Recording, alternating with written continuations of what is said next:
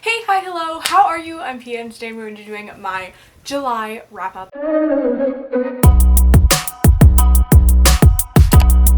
I read so many books in the month of July. I haven't counted them, but I definitely have a generous stack right by me, and I know I read some books that I don't own and some ARCs and things like that. The first book that I read during the month of July was You Deserve Each Other by Sarah Hogle. Holy crap, did I love this book. This was a 5-star read for me. The tension in this romance, it's about two people who are in a relationship, they're actually engaged, but they both kind of want to call it off because they're both kind of not in love with the other person, so they're constantly pranking each other to get the other person to call it off because whoever calls it off has to pay for like all the wedding stuff that's already been arranged. And through this, they find like this like bond together and like share their hatred of other people and like have this little cynical like view. And they're just like two very like probably unlikable characters, but I just love them together, and I think that their shenanigans are incredible, and I loved this story. It's a perfect hate to love. I loved it. Obviously, I gave it 5 out of 5 stars.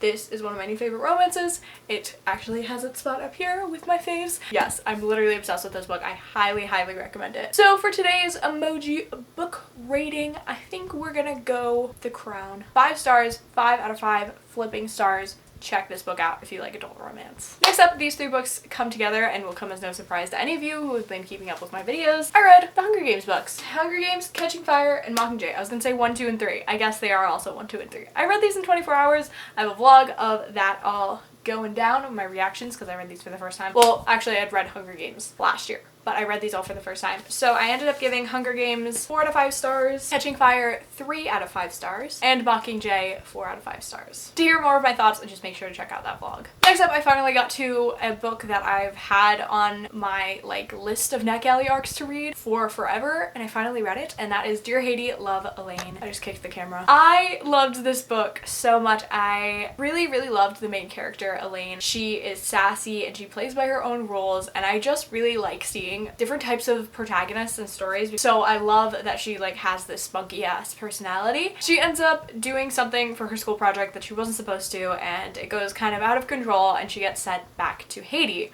And by back to Haiti, I mean that's where her mom was born, but she has never really been there and she's never lived there, and now she has to stay there. So it's kind of this idea of these people and these real families that do actually send their kids for punishment going to the country that was their home, yet maybe all they'd known was the United States. She works with her mother's sister's nonprofit, which is a little bit shady, got some things going on there, as she repairs her relationship with her mom and her divorced parents and kind of juggling that as well as schooling, new loves, this kind of mystery going on.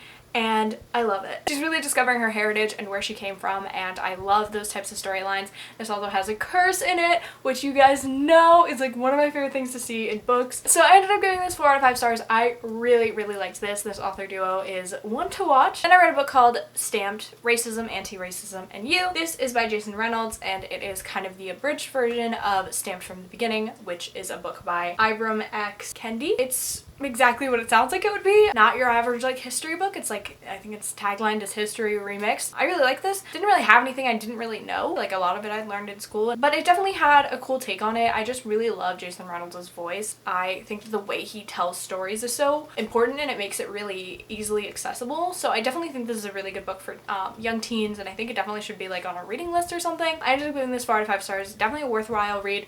Just nothing I didn't know about. Next up, I participated in the reading rush. I read The Iron Trial by Holly Black and Cassandra Clare. This is middle grade. It's a middle grade. It's about a magic school, and I love magic schools and I love middle grade, so I also really like the diversity in it. Our main character is physically disabled, and one of our other main characters is a person of color. I really like the story of this. This had a plot twist that I really liked because it was kind of going down the classic like chosen one. It had a nice twist at the end, so I am excited to see what happens in the rest of the books. This was not like wowing me or anything. It definitely wasn't super crazy different than a lot of books. It definitely kind of felt a little Harry Pottery, but it did have enough of its own diversity and differences that I enjoyed it. So I gave this 3 out of 5 stars, and I think I would continue with the series. Then I read My Lady Jane by Cynthia Hand, Brody Ashton, and Jodi Meadows. because this is a historically inaccurate retelling of Lady Jane Grey. This is super interesting. I love these three authors working together. They just make hilarious books. So it's kind of like a historical fiction, but it has some fantastical elements. I really like when the authors actually break the fourth wall and they are talking directly to the audience. They're like, hey guys, this is like really inaccurate. Like, don't you worry. I really liked it. It was really fun and spunky. It kept me on the edge of my toes, and I definitely had some characters that I really rooted for. So I gave this 3 out of 5 stars. I find these books just so entertaining, and I'm really excited to see what else they come up with. Then I read, or rather listened to, The Chaos is Standing Still by Jessica Brody. This is so good.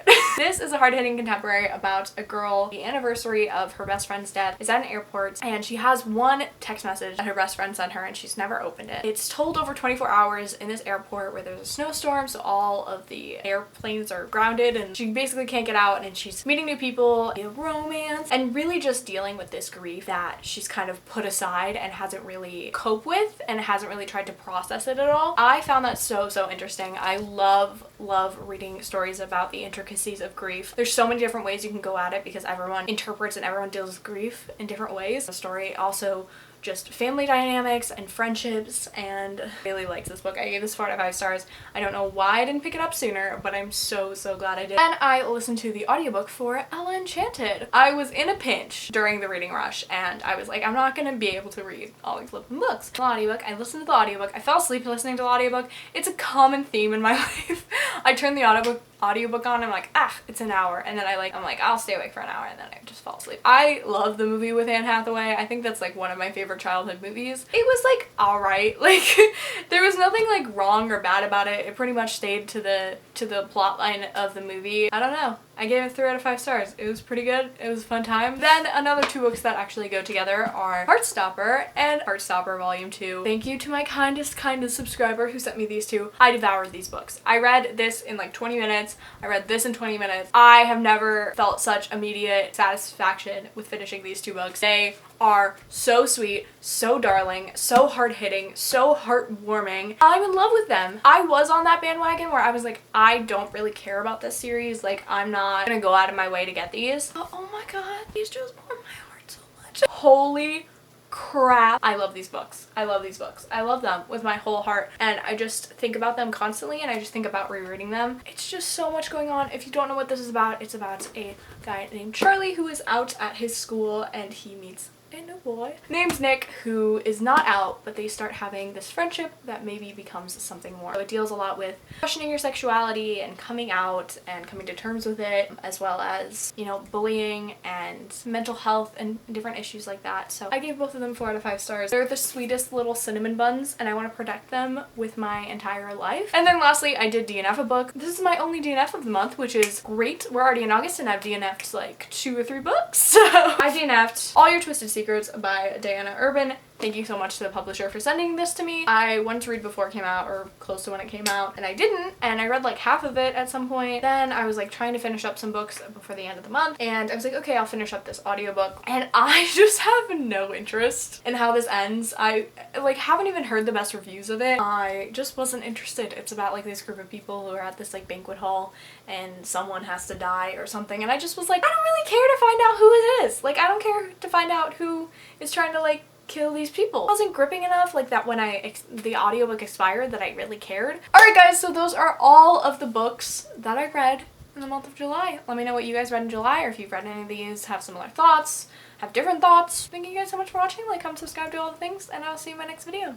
Bye!